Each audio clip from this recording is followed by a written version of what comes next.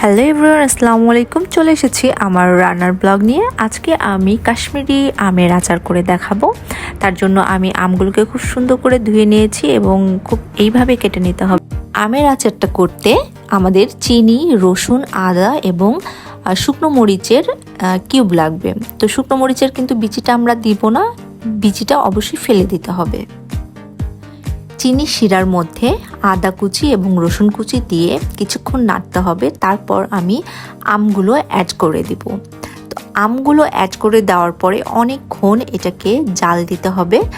তো জাল দেওয়ার পরে আমরা এটা যখন খুব সুন্দর একটা কালার চলে আসবে, ঠিক তখনই কিন্তু এটার উপরে আমরা চিলি ফ্লেক্সটা দিয়ে দিব। দেন আমাদের আচারটা হয়ে যাবে। যখন এটার চিনি শিরাটা খুব গ্রেভি হয়ে যাবে তখনই কিন্তু আমরা নামিয়ে নিব।